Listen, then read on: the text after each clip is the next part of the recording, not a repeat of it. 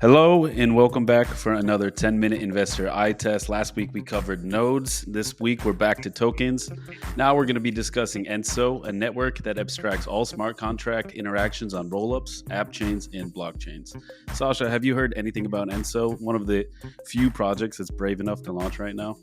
Sup, Mello? I'm not so sure. I think we covered it in our three token launch video. Three token launches happening this week video. What I do know is that it's some sort of like abstraction super layer. Just like many other projects in the space, they want to connect everything all the time, everywhere. So I guess it'll be interesting to see like what this actually is, if it's a blockchain, if the token's part of that, and what does the token do? So yeah, that's all I know. Absolutely. I mean, just reading that blurb for the first time, so that's as much as I know. And I think we brought this up before, but infrastructure with a token, kind of strange. Can make sense. Sometimes it's maybe a convenient way to raise funds. So I guess we're going to find out in a 10-minute eye test. We're going to see what this token does, as you said. And yeah, I guess let's dive in and try to figure out if it is something that we would invest in. Yeah, absolutely. So we got 10 minutes on the clock starting meow. That's 10 minutes on the board for Enso Finance. And they've got an ICO on Okay. CoinList. That's pretty good, because we know CoinList there's some big companies that launch on CoinList, and we got some pretty good looking backers right here, man. Does Spartan that say Group. 40 million, by the way? They're raising 40 million in an ICO?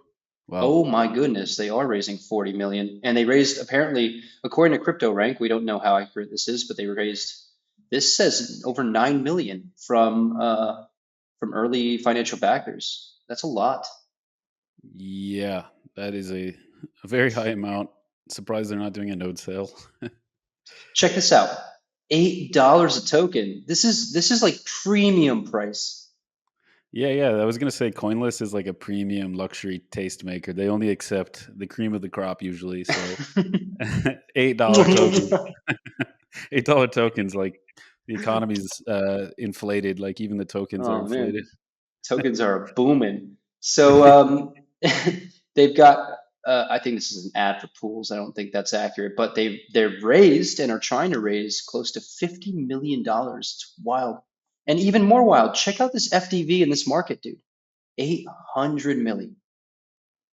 Yeah, I'm wondering. It said something about a network, but is it actually its own blockchain? Because uh, everybody, we don't need more blockchains. We're still developing some, but we don't need more. And also, if you take a look, strategic investors, they got some big names like Multicoin, Spartan Group, Polychain, and that's just their strategic round. So I'm wondering who invested in their seed round, or if that's even public information. That's a good point. And I am cheating a little bit going into this. I did research Enso Finance a bit for that video that I mentioned.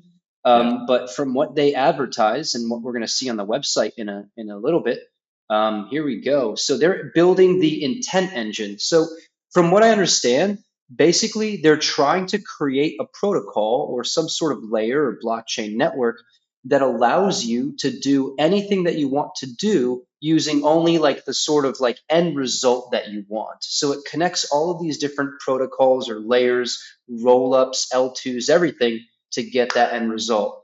That if it works, it might merit that massive FDV and that $50 million raise. But I guess we're going to find out.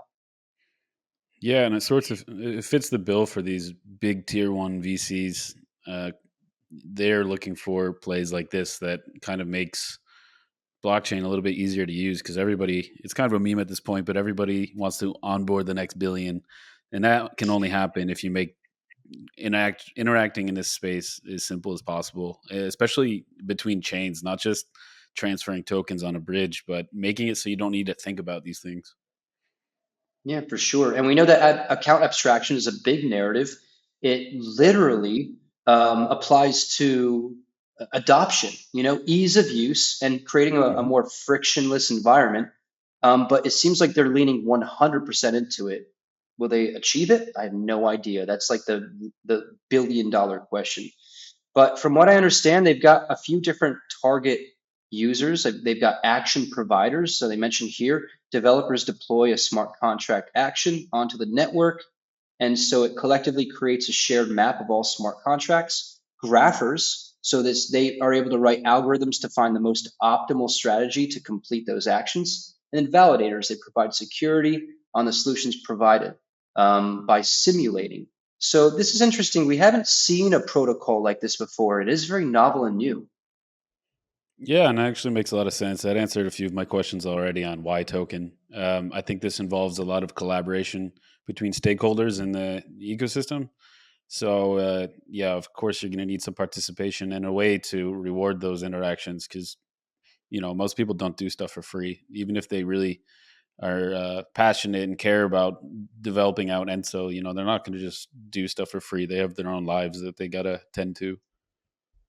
Yeah, for sure. And I see they've got a lot of EVM chains integrated already. So I'm assuming that the protocol is able to integrate and connect across these EVM chains. That's from what I understand from a tech standpoint, like not so difficult as long as you can get one of them, similar or the same programming languages. But what I'm looking for here is something with a different program language. So maybe Yep. like Solana, maybe I don't know. Do you see anything? Mantle, maybe. Mantle Uh, might be at EVM Anchor. I mean, these aren't just chains either. Some They're of them are protocols as dApps. well. Like I saw, like some dexes there, some DeFi protocols, Curve. I don't see any non EVM items or entities. Mhm. So maybe they're just starting with EVM, which is honestly enough. Like you don't need to go too crazy. You can just start with the basics and then expand later on. I fully expect that, and that's pretty realistic. If I would actually trust them less. It's one of those instances where I trust them less if they said they can do everything from day one. Oof, well, that's a hard stop. I mean, what if they've been billing for a long time? It's a question that we haven't answered yet. But That's true. yeah, it is a good point that you made. They do have a blog on their site, which is cool. So obviously talking about some of the problems that they're trying to address. Early access, they have a vampire attack. We've been hearing more about that. We've been structuring some of those as well. Is this But yeah, medium? This is medium. this is Minus Medium, but I points. guess it's integrated into their site. Oh no, it is Oh Medium. wow. Never mind. It's actually Uh, Medium. that's disappointing. I thought we Yeah. were moving away from Medium as a blog host. But oh well, you can't be perfect. Marks off, guys. But we got some docs here, and so our goal remains the same still. What the hell is the token? What is it used for, and what do we invest in it? So far, not a lot about the token, but they've got an overview here, which it kind of reiterates a lot of the things that we already know. They've got use Mhm. cases here. So DeFi metadata API, NFT metadata API, transactable data. I know that's a big focus for them, allowing data to kind of bridge across these different networks or protocols without losing the quality or reliability. But all I'm I like seeing here that. is, If you go back up transactable data, they have some. I like how they gave example use cases for this. So, an AI execution bot to act on a consumer's behalf, deepen consolidation, swap aggregator. So, this is good because I was going to say one of the pain points of marketing something like this, especially to retail investors, is the fear that they might not understand what they're investing in, the network effect they're investing in, because they're not getting maybe they're not actually owners unless it's truly decentralized, but they do profit off of a solid token use case and a well-built digital asset ecosystem.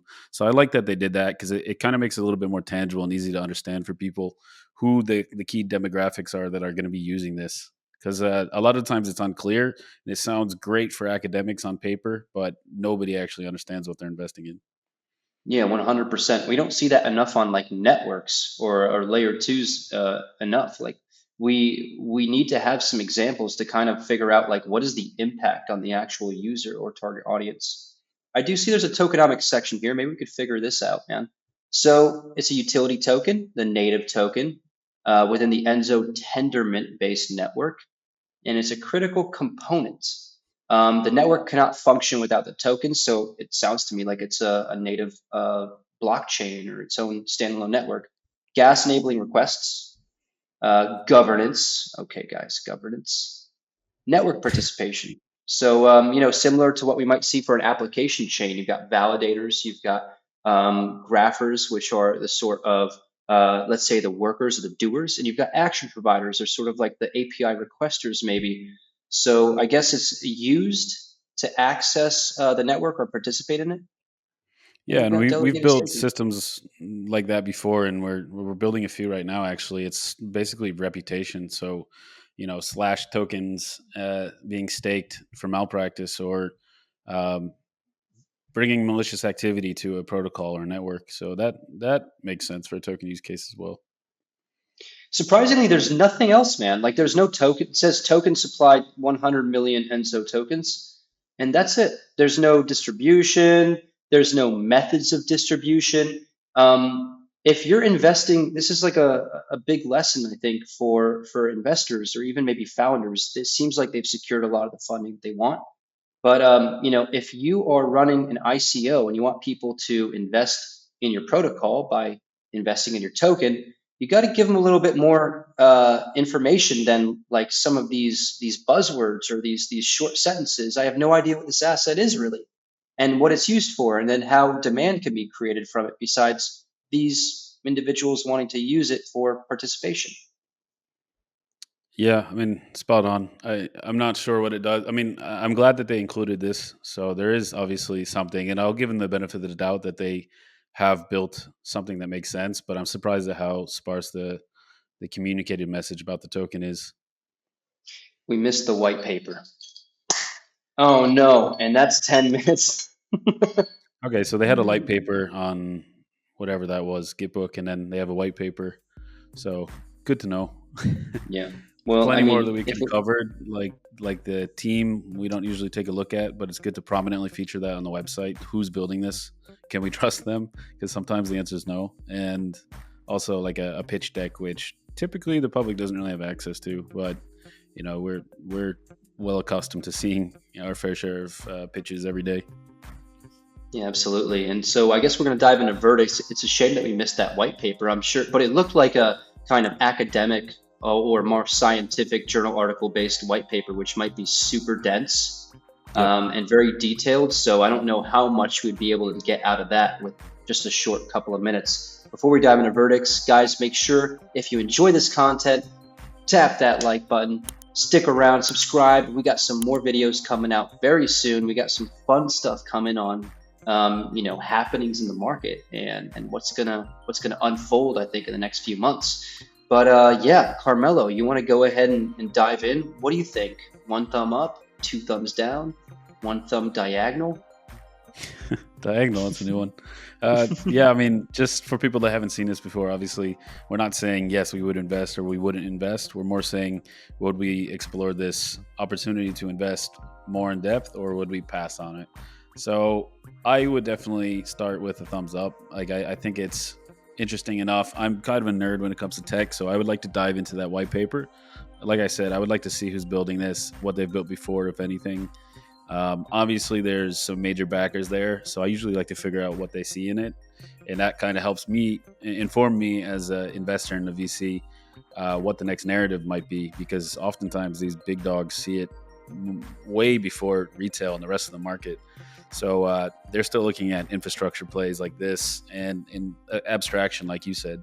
So I think it's interesting. I think the biggest knock against them, besides having a Medium blog, which I, as a marketer, absolutely loathe to see Medium as a blog for any serious company. But yeah, you were right, spot on. The token use case was a little bit light, but that was just one document. We didn't get to read the white paper. We didn't have enough time to explore the actual the rest of the website. So I'm confident that they have more information about that. And if not, maybe they haven't communicated it 100% yet. So that might be enough, but as always, we got to worry about driving demand for a token. If you and I are investing as part of Arcanum Ventures, we need to have no doubt that that token is going to appreciate in value by the time we even get some tokens. Because even if you don't sell right away, you want to know that you're investing in a healthy protocol that is built sustainably for the long run, not something that just pumps, you sell your tokens, and then just bye-bye, I'm out. So yeah, that's kind of my thoughts on it. And I think you might, by the look of it, you agree with me. Yeah, you said it really well. I completely agree with everything that you said. I'm going to give it one thumb up. And I'm going to give it one thumb up for all the same reasons. But if anyone that's actually spoken to us or knows us knows that we love infrastructure. We love infrastructure because the more development we see on that front, then the more real adoption of this technology we have across every other industry. crypto and blockchain is not an industry. It's a piece of technology that can be used to improve every other industry, just like cable internet over DSL. So I love the fact that this seems like novel and exciting and new. They're trying to tackle a real challenge in the industry, which is Web3 based friction points for users anywhere.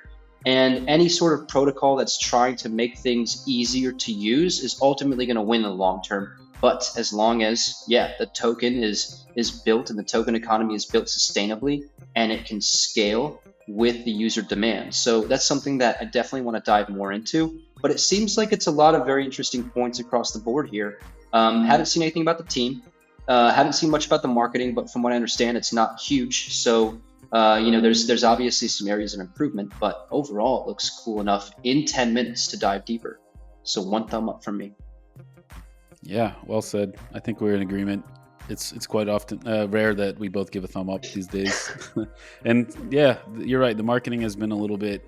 I haven't heard much about it, which kind of gives me a little bit pause when thinking about investing in this. But anyways, that's another 10-minute eye test in the books. Thank you, everybody, for joining us, and we will see you next week. Bye. Ciao, y'all.